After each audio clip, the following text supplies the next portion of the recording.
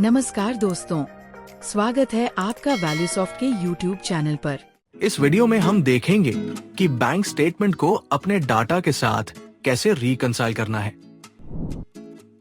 इसके लिए ट्रांजैक्शन में बैंक रेकंसिलिएशन के अंदर बैंक रेकंसिलिएशन ऑप्शन को सिलेक्ट करेंगे। यहां उस बैंक को सिलेक्ट करेंगे जिसका स्टेटमेंट रिकंसाइल करना है। ये क्रिएट किए हुए बैंक की लिस्ट है।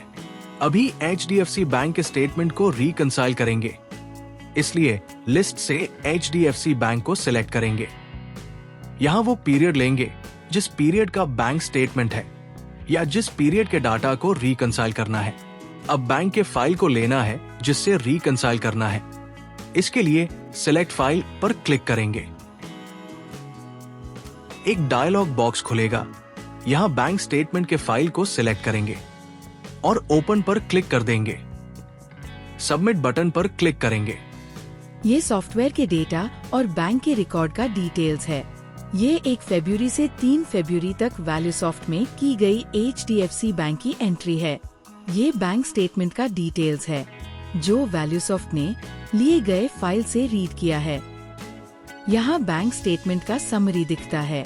टोटल एंट्रीज, ये टोटल नंबर ऑफ रिकॉर्ड्स और डिपॉजिट विड्रॉल्स का जोड़ है। रिकंसाइल, ये बताता है कि बैंक स्टेटमेंट और डेटा में कितनी एंट्री रिकंसाइल हो चुकी है। रिकंसाइल रिकॉर्ड्स बैंक स्टेटमेंट में ब्लू कलर में दिखती है। रिकंसाइल के अलावा जो भी एंट्री बैंक स्टेटमेंट और डाटा में मैच कर रही होगी उसका समरी इस लाइन में दिखता है। इस तरह के रिकॉर्ड्स बैंक स्टेटमेंट में ग्रीन कलर में दिख रहे हैं। बैंक स्टेटमेंट में वैसी एंट्री जो रिकंसाइल नहीं है, ये उसकी समरी है और वो यहाँ ब्लैक कलर में दिखता है। बैंक स्टेटमेंट में जिस रिकॉर्ड पर रहेंगे, ऊपर के डेटा में भी मैचिंग रिकॉर्ड पर खुद आ जाएगा।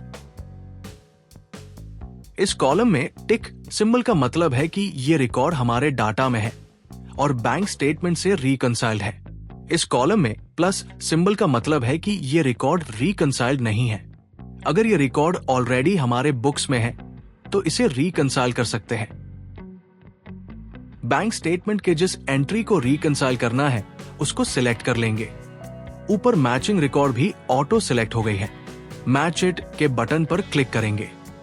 कंफर्मेशन विंडो में डेटा का डिटेल और बैंक स्टेटमेंट का डिटेल दिखेगा। ओके पर क्लिक कर देने से ये रिकॉर्ड रिकंसाइल हो जाएगा।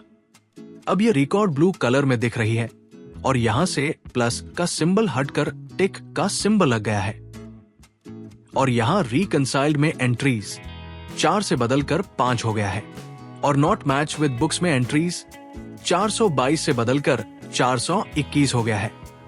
मैच कर देने से बैंक स्टेटमेंट का ये डिस्क्रिप्शन रिमार्क में और स्टेटमेंट का रेफरेंस नंबर भी एंट्री में अपडेट हो जाएगा। वैसे रिकॉर्ड जो बैंक स्टेटमेंट में है लेकिन हमारे सॉफ्टवेयर में उसकी एंट्री नहीं है, उस रिकॉर्ड को यहाँ से ऐड किया जा सकता है। इसके लिए हमें ये बताना होगा कि ये अमाउंट किस अकाउंट हेड में जाएगा। हेड को सिलेक्ट करने के लिए यहाँ क्लिक करेंगे। ये सारे अकाउंट हेड का लिस्ट है। यहाँ से प्रॉपर अकाउंट हेड पर एंटर की प्रेस करेंगे। हेड का नाम यहाँ आ गया है। एक और बार एंटर प्रेस करेंगे या प्लस पर माउस से क्लिक कर देंगे।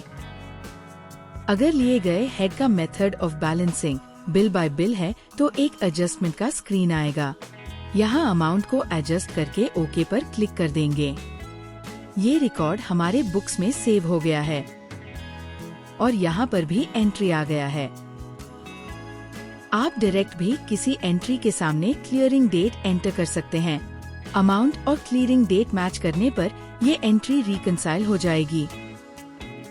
अगर किसी पार्टी ने UPI से पेमेंट किया हो और उस एंट्री का रेकंसिलिएशन सॉफ्टवेयर में हो गया है, तो अगली बार जब भी वो पार्टी उस UPI से पेमेंट करेगा तो वैल्यूसॉफ्ट पार्टी का नाम खुद ही रीड कर लेगा। जैसे कि अभी हमारे बुक्स में मानस मेडिको का ये पेमेंट ऑलरेडी एंट्री किया हुआ है, तो इस एंट्री को हमने बैंक स्टेटमेंट से मैच इट पर क्लिक करके रिकंसाइल करवा दिया।